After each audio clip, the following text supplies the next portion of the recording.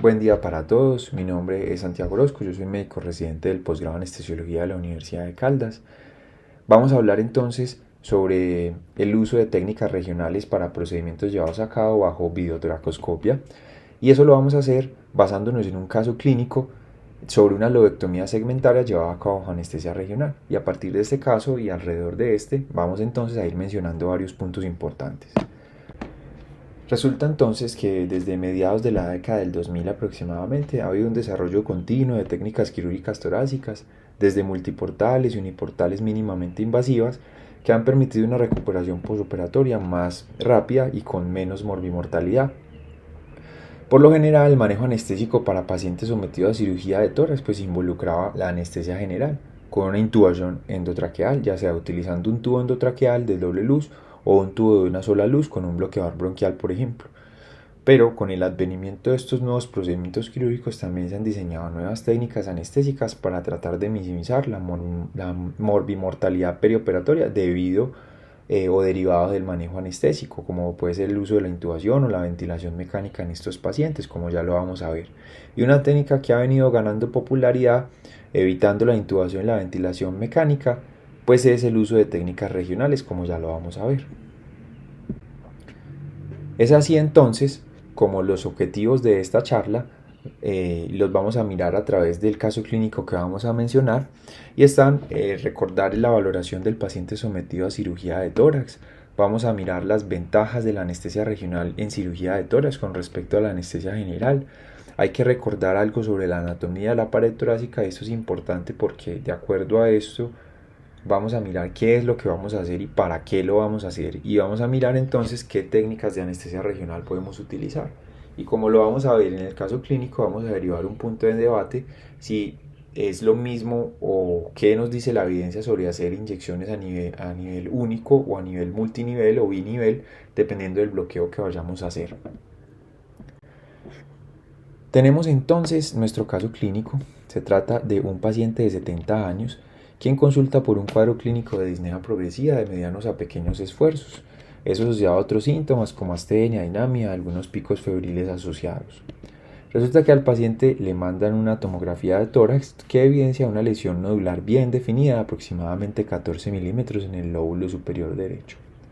Como antecedentes, este paciente tiene un EPOC oxígeno requiriente, GOL 3 del grupo A, tiene antecedente quirúrgico de una laparotomía por úlcera péptica perforada, es alérgico al diclofenaco y está en manejo con teofilina, bromuro de ipratropio, fluticasona más sumeclidinio más bilanterol.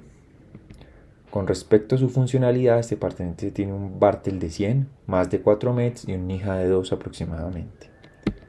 Con esta tomografía y este cuadro clínico, el paciente es entonces valorado por cirugía de tórax. Cirugía de tórax determina que tiene un nódulo pulmonar de alto riesgo con un crecimiento progresivo y un análisis bayesiano del 80%. Se indica inicialmente una biopsia percutánea, pero se determina que el paciente tiene un alto riesgo de realizar neumotórax con este procedimiento. Por lo tanto, asociado a que otros estudios no mostraban aparente actividad metastásica, se decide entonces realizar lobectomía segmentaria a través de videotoracoscopia en este paciente, con una intención más bien curativa. Para llevar a cabo ese procedimiento, entonces se le solicitan varios estudios. Dentro de esos estudios tenemos una espirometría con una normalidad obstructiva severa, un BEF1 pre de 35% y post de 39%, y un BEF1 sobre capacidad vital forzada pre de 0.41 y un post de 0.42. Tenemos un test de caminata en 6 minutos que muestra una distancia recorrida de 342 metros, correspondiente al 48% del predicho. Un ecocardiograma transtorácico que en realidad no mostraba mayores hallazgos patológicos, tiene una fracción de eyección del ventrículo izquierdo del 55%, y en realidad las cavidades derechas eran de tamaño normal, igual que la fracción de eyección y el PCAP de 32 milímetros de mercurio. Tiene unos paraclínicos que evidenciaban una TSH normal, 4.88, con una albúmina de 4.66, una hemoglobina glicada de 6.5 en un límite para diagnóstico de diabetes, creatinina de 1.02 y un hemograma que no mostraba ningún tipo de alteración en las líneas celulares y tampoco anemia preoperatoria. Resulta que con todos estos datos el paciente fue llevado a una junta médica multidisciplinaria, lo cual uno se preguntaría, pero venga, ¿por qué este paciente fue llevado a una junta médica multidisciplinaria? Uno lo mira y a simple vista no parece un paciente que requiera de una junta. Pues listo, hay que llevarlo, es un paciente común y corriente, comórbido, hay que llevarlo a una cirugía y probablemente le vamos a dar anestesia general. No pareciera que hubiera mayor complicación y los paraclínicos no lo evidencian así. Pero entonces, para saber por qué fue llevado este paciente a junta perioperatoria, vamos a recordar entonces cómo es que hacemos la valoración de los pacientes que van a ser llevados a algún tipo de resección pulmonar. Recordando entonces que cuando nosotros hacemos esta evaluación preoperatoria, lo que buscamos es estratificar el riesgo del paciente y mejorar los desenlaces perioperatorios. En ese sentido, la valoración en estos pacientes se tiene que enfocar mucho en la función respiratoria. Eso es lo primordial para el anestesiólogo, y es valorar el riesgo de complicaciones pulmonares posoperatorias, ya que son la principal causa de mortalidad derivada de estos procedimientos. Aunque, como se puede ver en la gráfica, pues definitivamente el uso de técnicas de toracoscopia comparado con toracotomías definitivamente bajó mucho estas complicaciones respiratorias y la morbimortalidad, como lo podemos ver, derivados de diferentes desenlaces. Pero a pesar de todo, todavía los tenemos presentes al momento de realizar toracoscopias. Entonces, todo paciente que se somete a una resección pulmonar es importante que tenga una espirometría simple de base. ¿Y eso es para qué? Sobre todo debemos mirar el BEF1 y debemos mirar la capacidad vital forzada. Y es importante recordar que la valoración preoperatoria es igual independiente de la extensión de resección que se le vaya a realizar al paciente. ¿Y eso por qué es así? Porque resulta que esos procedimientos, tanto muy grandes como una neumonectomía, como un poco más reducidos como una lobectomía, tanto el uno como el otro tienen que ver con reducciones en esta función respiratoria y pulmonar. Como lo podemos ver en esta gráfica, una sola lobectomía puede tener repercusiones sobre el BEF1, disminuyéndolo entre un 9 y un 17%, una capacidad vital forzada que disminuye en un 7 a 11%, y una VO2 máxima que disminuye entre más o menos puede llegar incluso hasta el 13%, como ya lo vamos a ver.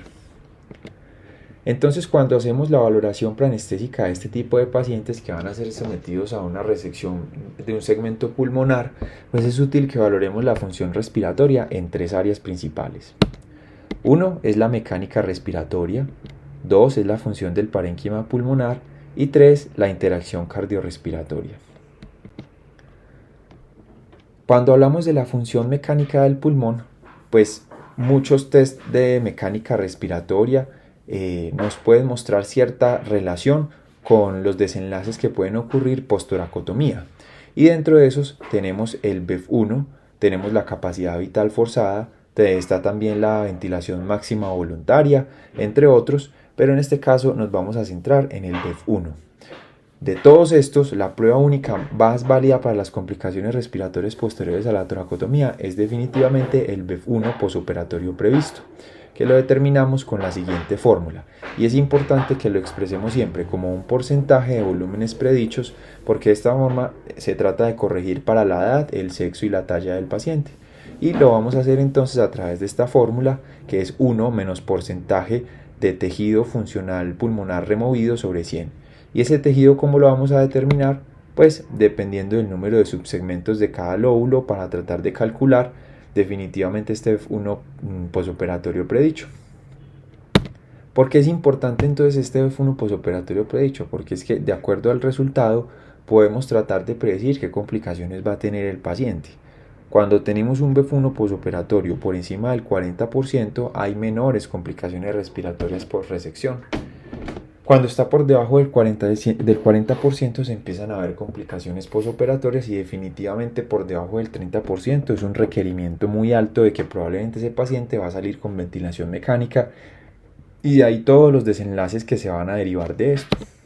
Entonces, el BEF1 posoperatorio previsto es el predictor independiente más significativo de complicaciones para este tipo de procedimientos, recordando que por debajo del 40% se incrementa el riesgo y por debajo del 30% el riesgo es muy alto de que va a ser complicaciones respiratorias. Con lo que respecta a la función del parénquima pulmonar, podemos inicialmente evaluarlo a través de unos gases arteriales. Lastimosamente, en este caso clínico no tenemos unos gases para este paciente, pero lo que se puede ver a simple vista es que, por ejemplo, una PaCO2 por encima de 45 milímetros de mercurio y una PaO2 por debajo de 60 milímetros de mercurio generan un riesgo mayor en estos pacientes de hacer complicaciones. Pero la prueba más útil de la capacidad de intercambio de gases del pulmón es la capacidad de difusión del monóxido de carbono o DLSO.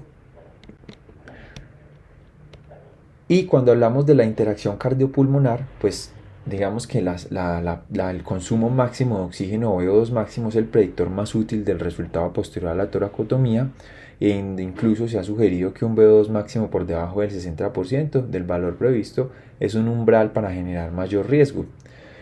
Pero la prueba de esfuerzo es actualmente el estándar de oro para la evaluación de la función cardiopulmonar.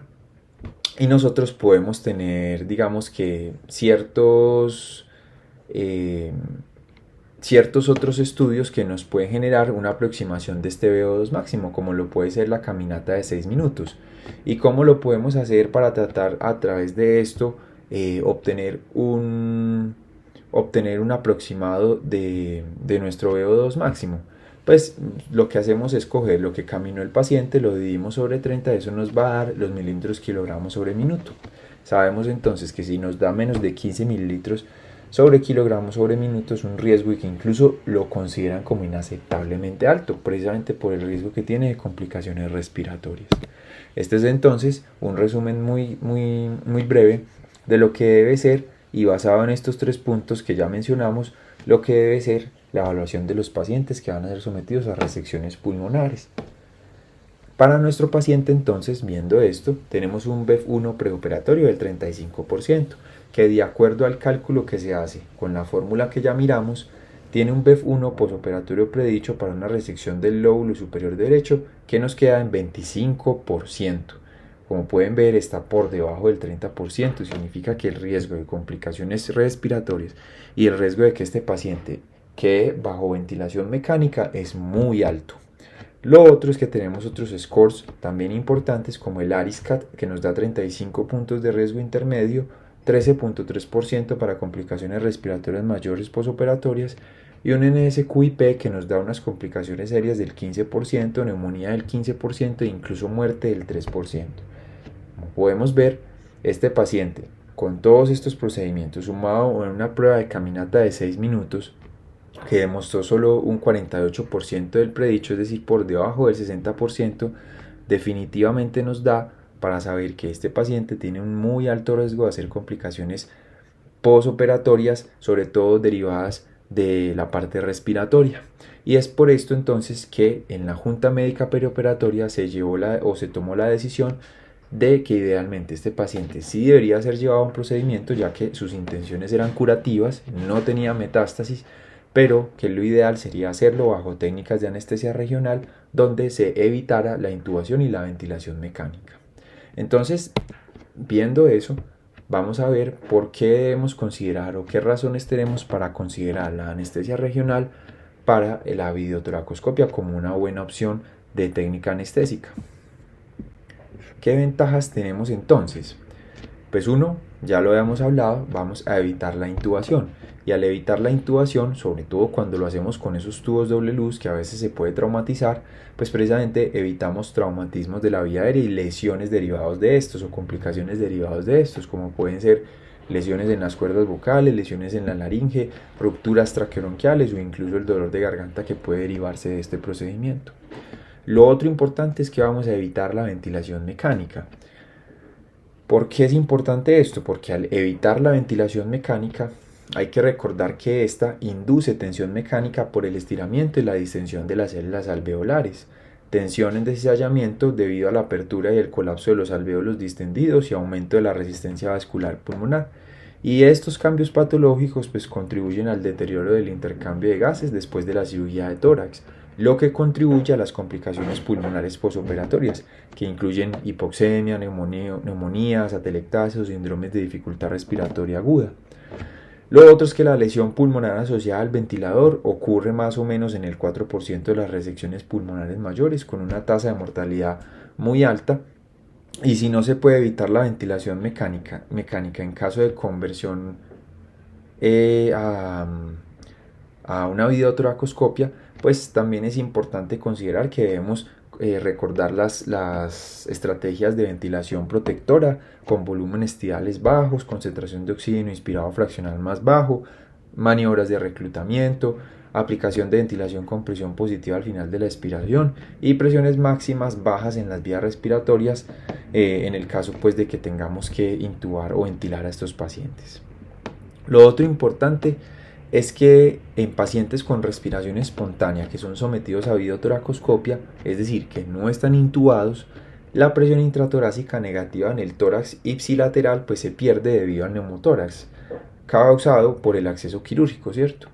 Y la respiración paradójica que resulta, generalmente los pacientes lo toleran bien, en comparación con los pacientes que están anestesiados o bajo parálisis o pues defecto de relajación muscular y que reciben por ejemplo ventilación unipulmonar, pues la perfusión al pulmón ventilado dependiente es mejor de forma espontánea en pacientes sometidos a VATS no intubados, ya que se conserva la presión intratorácica negativa, y eso es otro punto importante. Vamos pues a evitar el uso de la anestesia general, y eso también resulta en que tenemos una respuesta al estrés atenuada.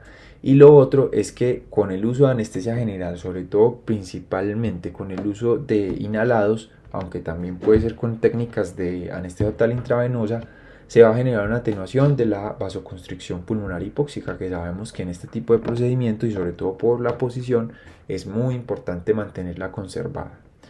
Otro efecto positivo es que se minimiza la administración de opioides, y al minimizar la administración de opioides pues se evitan las náuseas, el vómito posoperatorio, riesgo de presión respiratoria o la hiperagesia inducida por opioides. Tenemos aquí por ejemplo un metaanálisis que incluyó 1684 estudios.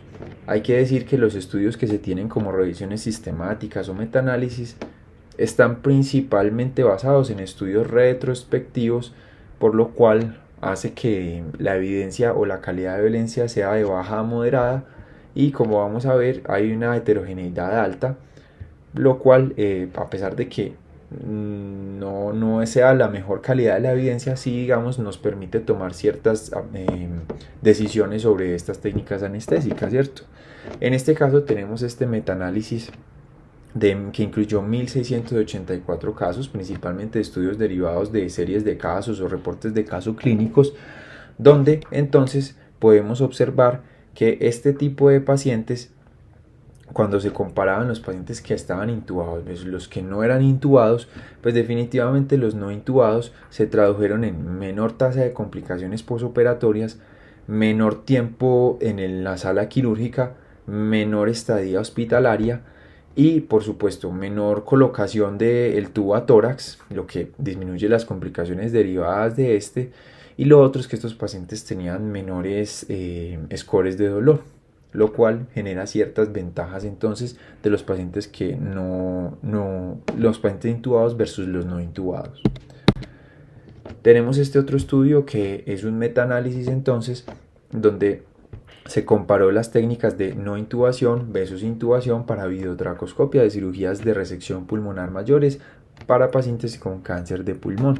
Como podemos ver, la mayoría eran lobectomías o segmentectomías, en este caso no se han incluido neumonectomías, pero lo que sí podemos ver es que incluso con un I cuadrado del 0%, estos pacientes, como ya lo habían mostrado otros estudios, pues tenían menor estancia hospitalaria, tenían menor colocación del tubo a tórax que se dejaba, y lo otro es que derivaban en menores complicaciones posoperatorias.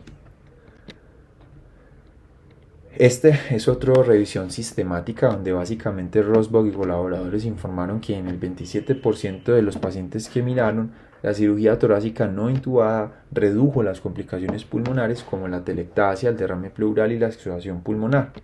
Y en el 63% de todos los pacientes la cirugía torácica no intubada fue más eficaz para reducir la duración de la estancia hospitalaria.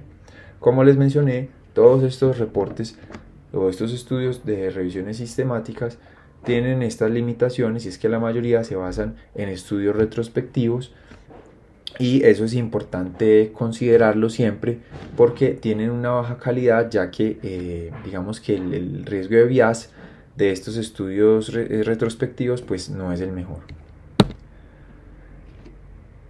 Podemos encontrar distintas indicaciones en la literatura, esto solo por mencionarles algunas, para realizar estos procedimientos llevados a cabo bajo anestesia regional. Como ustedes pueden ver, vamos desde pleurodesis, decorticaciones incluso en piemas, biopsias pleurales, neumonectomías, podemos hablar de lobectomías, segmentectomías, entre otras, es decir, diferentes procedimientos que pueden ser llevados a cabo bajo técnicas de anestesia regional. Como ustedes pueden ver acá, el tipo de técnica, muchos estudios se basan sobre todo en técnicas de anestesia peridural, que se consideran técnicas de anestesia regional. Pero ya vamos a mirar que hoy en día no es una técnica preferida, sobre todo con las diferentes opciones que tenemos, como dentro de lo que vamos a ver, bloqueos paravertebrales, bloqueos ISP, serratos, pectorales, entre otros. Pero resulta que también este tipo de procedimientos tienen unas contraindicaciones que pueden algunas ser más bien relativas y se pueden considerar de acuerdo al tipo de paciente que tenemos. Resulta que podemos tener pacientes ASA3 o más de pacientes obesos con índices de masas de más de 30, que pienso yo eso puede ser más bien relativo. Pacientes hemodinámicamente inestables, por supuesto no sería lo mejor, o pacientes con desórdenes neurológicos o con aumentos de las presiones intracraneanas.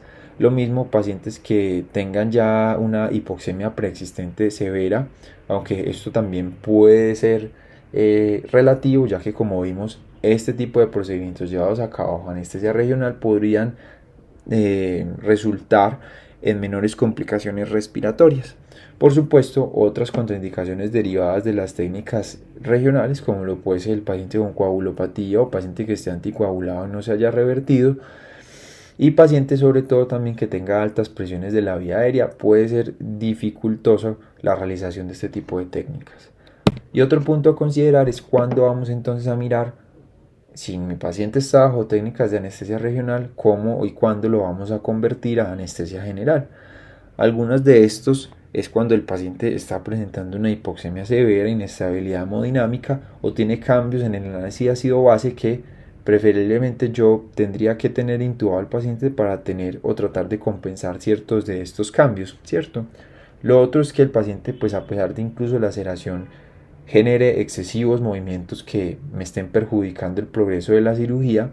Lo otro es, por ejemplo, el aumento de las secreciones traqueales en el paciente que me hagan pensar, o incluso la sangre, que me haga pensar que mi paciente o puedo perder el control de esa vía aérea. Y lo otro es que el paciente tenga tos persistente, que de hecho se menciona como la principal complicación derivada de la anestesia regional y el paciente despierto, que se puede ayudar a evitar con ciertos medicamentos, como por ejemplo realizar sedación con dexmedetomidina, o ya como última medida que ayudarnos con el cirujano para que éste haga un bloqueo del nervio vago, ¿cierto? Pero digamos que eso es una última medida antes de pensarlo. Muy bien, viendo entonces, vamos a mirar y recordar lo que es la anatomía de la pared torácica, que es muy importante para que miremos qué tipo de bloqueos vamos a realizar en estos pacientes. Nosotros sabemos que la pared torácica o la inervación del tórax está llevada a cabo desde un componente somático y desde un componente visceral, y que el componente somático es responsable los nervios frénicos y los intercostales, y el componente visceral, pues el responsable es el sistema nervioso autónomo. Resulta que sabemos que una metámera pues es un segmento transversal de la médula espinal del que se originan los nervios raquídeos tanto izquierdos y derechos de un mismo nivel, ¿cierto? Y que de cada segmento de la médula surgen un par de raíces posterior o sensitivas y un par de raíces anteriores o motoras y que se unen lateralmente a nivel del foramen intervertebral y forman el nervio espinal mixto. Cada uno de esos nervios inerva una franja de piel que se llama dermatoma. Resulta que nosotros en el cuerpo tenemos 28 dermatomas, donde solamente en este caso nos interesan los primeros 6, desde T1 hasta T6, porque es la parte del tórax que nos interesa en este caso. Para conocer entonces las diferentes técnicas de anestesia regional en el tórax, es importante que conozcamos muy bien estructuras como los nervios intercostales, que ya vimos de dónde salen. De cada nervio espinal se desprende entonces un ramo anterior o ventral, que es lo que llamamos intercostal, o un ramo dorsal que se dirige a una cara posterior. Y cada uno de estos ramos ventrales pues será lo que conocemos como nervio intercostal. Resulta que de la línea medioaxilar se desprende el ramo cutáneo lateral, que a su vez se divide en lateral anterior y lateral posterior. De la parte más anterior, el ramo cutáneo anterior a nivel de la línea esternal. No hay que olvidar tampoco que la relación con la cadena simpática encargada de la inervación visceral está a este nivel también, como lo podemos ver en la gráfica. Hay que aclarar que algunas de estas gráficas, que son unos dibujos muy interactivos, son de charlas llevadas a cabo por el doctor Vicente Roques, que están publicadas en su canal de YouTube. Sabemos entonces que cada uno de estos nervios intercostales pues tendrá relación con la musculatura del tórax que lo está rodeando, ¿cierto? A nivel paraespinal, el nervio intercostal se sitúa entre la membrana intercostal interna y la pleura. A nivel medioaxilar, entre músculo intercostal interno e intercostal íntimo. Y a nivel paraesternal se sitúa entre músculo intercostal interno y músculo transverso del tórax. La pleura parietal, al formar la parte de la pared torácica, sigue el mismo patrón de inervación metamérica de los dermatomas que ya vimos. Solamente la pleura diafragmática y la mediastínica recibe su inervación sensitiva directamente del nervio frénico, que es un nervio mixto que comparte la inervación motora del diafragma, como lo sabemos, es importante en la respiración. Resulta entonces que nosotros tenemos un componente visceral también, que está formado por la pleura visceral, los pulmones y el mediastino. Y es importante en este punto aclarar que el parénquima pulmonar no recibe inervación sensitiva, por lo que el parénquima pulmonar no duele, mientras que los bronquios, los bronquiolos y las estructuras vasculares que los rodean sí reciben esta inervación y por lo tanto sí generan ese dolor. Aquí tenemos entonces un resumen de todo lo que es el componente visceral llevado a cabo bajo el sistema simpático y parasimpático. Se observa entonces la inervación completa de todo el tórax en este esquema y a través de las cadenas simpáticas cervical torácica y el nervio vago.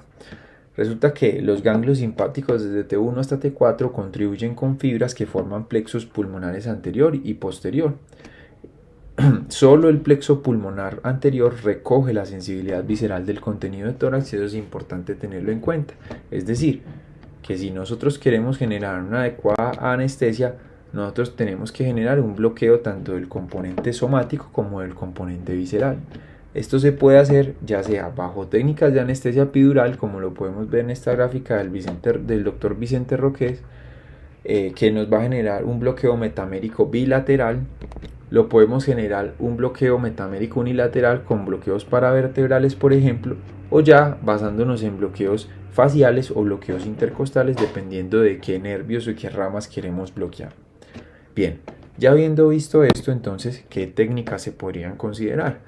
Vamos a ver algunas técnicas de una manera un poco resumida, porque la idea de esto, yo en otras charlas también que se tienen en el canal, se han visto y resumido algunas técnicas que se utilizan sobre todo desde el punto de vista analgésico, pero aquí vamos a mirar sobre todo desde el punto de vista anestésico. ¿Qué técnicas entonces podemos considerar? Ya lo habíamos visto, la anestesia epidural torácica, que sabemos que es considerada un gold estándar para la analgesia posoperatoria de cirugía de tórax, que es una técnica que es accesible, que como ya lo vimos genera un bloqueo metamérico bilateral, tanto somático como visceral, y que puede tener repercusiones hemodinámicas. Reduce la demanda de oxígeno del miocardio, mejora el flujo sanguíneo miocárdico y la función ventricular izquierda y reduce la frecuencia cardíaca, la formación de arritmias y las complicaciones trombóticas. ¿Cuál es el problema que pueden ocurrir con esto? Pues que tiene algunos efectos adversos derivados de la hipotensión, que puede generar bloqueo fallido y también puede generarse riesgo de cefalea postpunción dural y por supuesto riesgo de alguna lesión nerviosa. Y si le agregamos opioides puede generar riesgo de depresión respiratoria, retención urinaria y prurito principalmente. Pero digamos que hoy en día con las técnicas de anestesia regional que se tienen, que son menos invasivas, podemos generar una buena técnica anestésica evitando el bloqueo de anestesia epidural. Tenemos también entonces el bloqueo paravertebral. Recordemos que el espacio paravertebral es un espacio dentro del espacio extrapleural y que tiene esos diferentes límites como los están demarcados en este triángulo rojo y como los podemos ver acá. Recordando que este espacio es importante porque contiene tejido adiposo, hay ramas dorsales, ramas comunicantes, nervios y vasos sanguíneos intercostales, venas, vena hemiásicos, conducto torácico y está el tronco simpático. Por lo tanto, bajo un bloqueo paravertebral, yo puedo garantizar tanto bloqueo somático como bloqueo visceral, que es importante para, como lo vimos en la anatomía, a realizar este tipo de procedimientos, solo que a diferencia del epidural, yo lo estoy haciendo de manera unilateral y no bilateral. Los bloqueos paravertebrales pues ofrecen efectos analgésicos que son comparables, que con un perfil de efectos secundarios que es superior en comparación con la anestesia torácica epidural, y eso mejora la recuperación después de la cirugía torácica. Tenemos diferentes reportes que se han realizado llevando a cabo procedimientos de videotoracoscopia en pacientes no intubados bajo técnicas de anestesia regional realizando bloqueos paravertebrales con un desenlace bastante exitoso. Aquí tenemos entonces algunas de las dosis, y algo importante con estos anestésicos locales y estos bloqueos es que hay que darle un buen tiempo para que se genere la acción adecuada de estos procedimientos. No es algo que se bloquee y inmediatamente se empiece la cirugía porque no se van a ver adecuados resultados. Es importante considerar también que los fascículos nerviosos en el espacio paravertebral pues están mínimamente cubiertos, ya habiendo perdido cualquier manguito epidural antes de salir de los agujeros intervertebrales sin haber formado un epineurio externo robusto. Eso hace entonces que estos nervios del espacio paravertebral pues sean muy susceptibles a los anestésicos locales, y eso en parte también explica, digamos, el éxito que se puede tener con este. Generalmente el nivel al momento de escogerlo, lo que se ha mencionado es que se puede hacer con 20 mililitros una propagación de aproximadamente 4 o 5 niveles dermatoméricos, pero sí ha sugerido que cuando yo deseo una mayor diseminación dermatomérica, el uso de inyecciones de multinivel, diferentes niveles y no dejándolo esparcir, podría resultar más efectivo si lo que estoy buscando es un mayor bloqueo.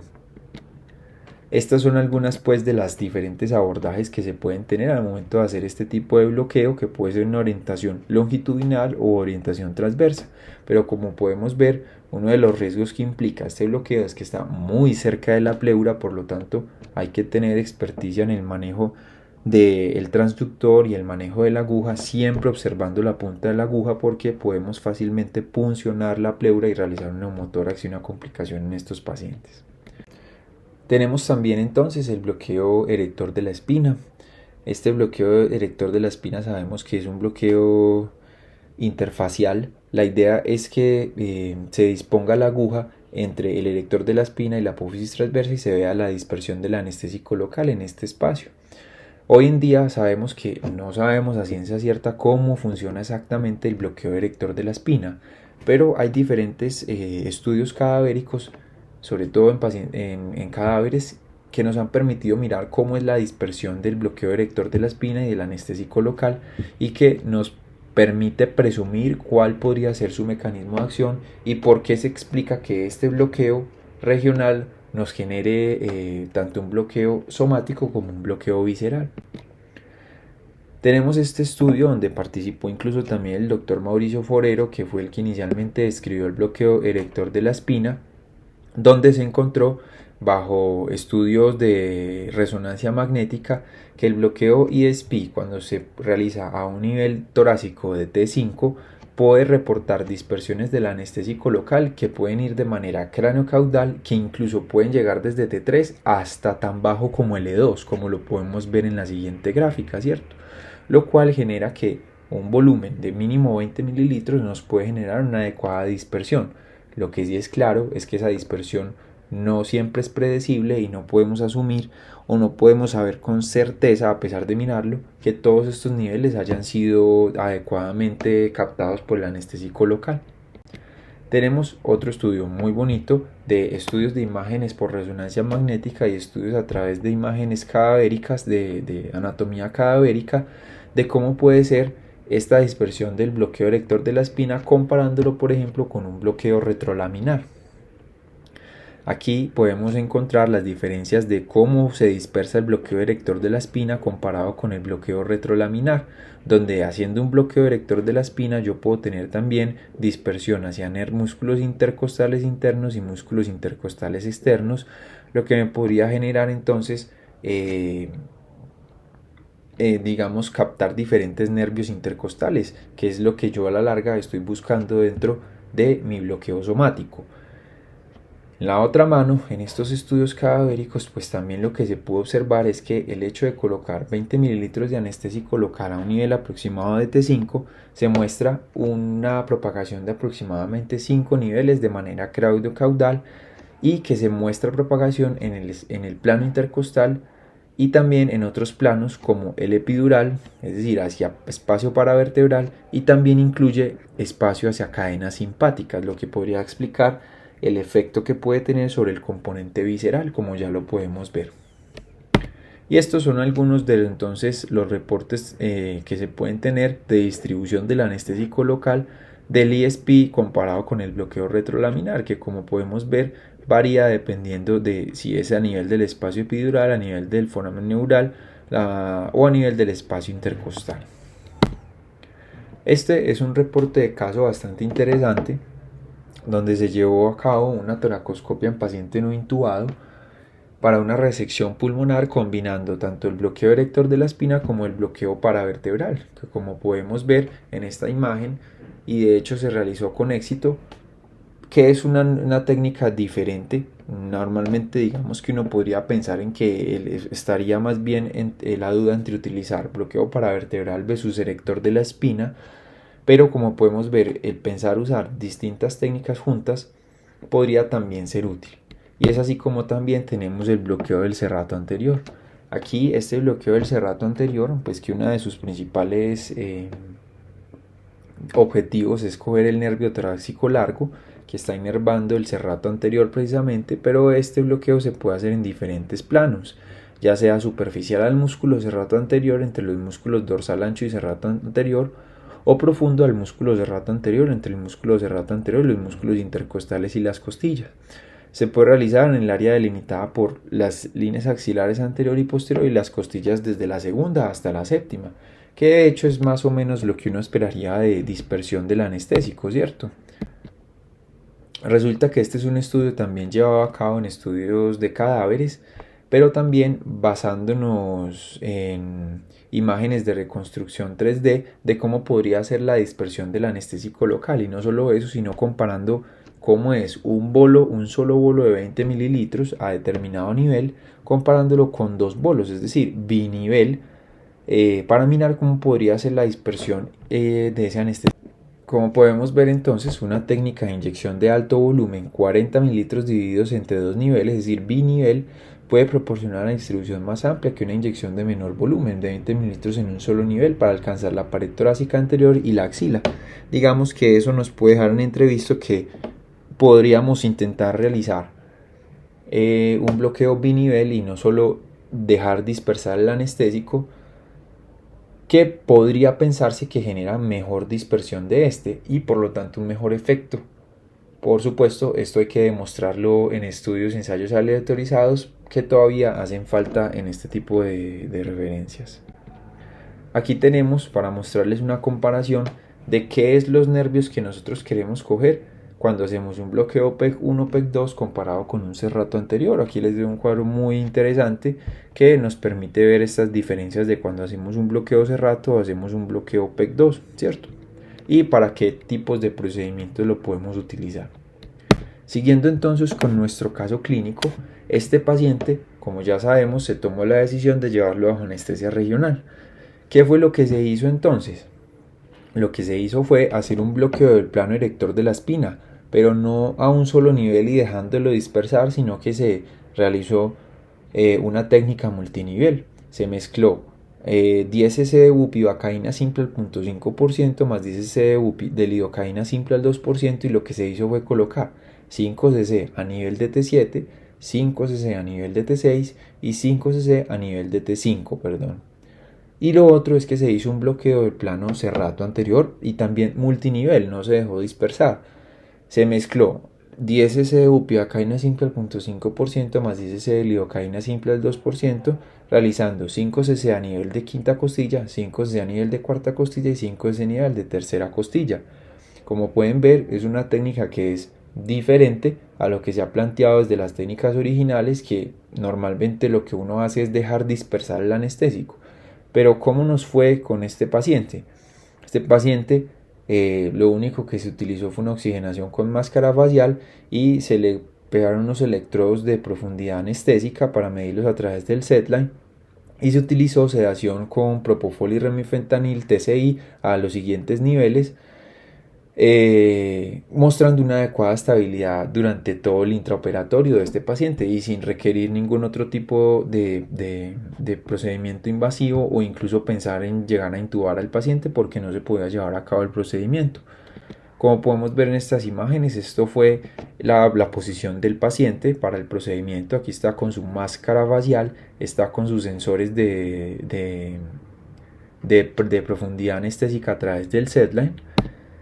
Este es entonces el setline, que como podemos ver es un paciente que prácticamente está despierto a pesar de la sedación, ni siquiera podemos decir que está a nivel de sedación, pero eso hizo que el paciente pudiera llevarse de una manera tranquila y, como podemos ver en los signos, de una manera muy estable. En realidad solo requirió algunos bolos de norepinefrina pequeños y, como podemos mirar, está respirando de manera espontánea el paciente y el procedimiento se llevó de una manera adecuada, y esta fue la resección que se llevó a cabo en este tipo de paciente. Comparando entonces, como lo podemos ver desde la descripción de los bloqueos y los papers originales, donde generalmente se menciona que solo un volumen de aproximadamente 20 centímetros puede generar una dispersión, como lo hemos visto en estudios de resonancia y estudios cadavéricos. Pero entonces surge la hipótesis comparándolo con la técnica que se utilizó en este tipo de procedimiento, que fue una técnica multinivel y que se llevó a cabo de manera satisfactoria. En realidad no podemos o no hay mucha literatura que compare este tipo de bloqueos y por lo tanto vamos a requerir de mayores ensayos clínicos. Aquí tenemos un reporte de una experiencia clínica que se tuvo al realizar ESP en dos niveles diferentes con la administración de mitad del volumen en cada nivel. Eso, la hipótesis que generaron los autores es que podría incrementar la dispensión del anestésico local y mejorar la efectividad analgésica. En este caso lo que hicieron es realizar un SPI bajo anestesia general en posición lateral con un total de 30 ml de bupivacaína al punto 375% antes del procedimiento. Se incluyeron 5 pacientes masculinos y 6 femeninos, encontrando entonces que los pacientes que se les realizaba inyección binivel dentro de todas generaban menores reportes en las escalas de dolor y menores cantidades de fentanilo u opioides, como lo podemos ver en la siguiente gráfica. También tenemos otros reportes de caso. Como les digo, la literatura todavía no está muy adelantada en este tipo de debate entre si realizar binivel o realizar un nivel único de la inyección, pero en este caso podemos ver cómo un erector de la espina llevado a cabo a nivel binivel para el control de dolor severo de espalda por una metástasis vertebral fue llevado a cabo con éxito y con mejoramiento del dolor, y lo mismo ocurrió para este paciente que se llevó a cabo un bloqueo de erector de la espina binivel para manejo de dolor por herpes zóster, donde también el paciente mostró buenos niveles de mejoramiento de dolor. Tenemos entonces como conclusiones que las técnicas de anestesia regional pueden ser aplicadas de manera segura para procedimientos quirúrgicos que van desde menores hasta procedimientos mayores, y que es apropiado para un grupo seleccionado de pacientes, principalmente para aquellos que tienen un alto riesgo de complicaciones respiratorias posoperatorias, derivados por ejemplo de la intubación o el uso de ventilación mecánica en ellos, como ya lo vimos. Ya vimos diferentes técnicas que se pueden utilizar dependiendo de lo que nosotros queramos bloquear, y que sabemos que, como lo vimos, es importante que para estos procedimientos hagamos un bloqueo tanto del componente somático como del componente visceral, y que es posible que el bloqueo ESP multinivel tenga un efecto mejorado para la analgesia postoperatoria y anestesia en comparación con el ESP convencional en un solo nivel. Pero, como lo hemos venido diciendo, se requiere un ensayo clínico aleatorizado prospectivo para obtener más pruebas de este efecto mejorado. Esto es entonces la intención que se tenía de no solo reportar el uso de técnicas de anestesia regional para este tipo de procedimientos y su eficacia, sino también mirar cómo podemos hacer diferentes técnicas de los bloqueos tradicionales que conocemos y por supuesto empezar a mirar y posteriormente comparar si estas técnicas se pueden traducir en mejores desenlaces para el paciente y mejor calidad de la anestesia para hacerlo en este tipo de pacientes. Muchas gracias, eso era lo que les quería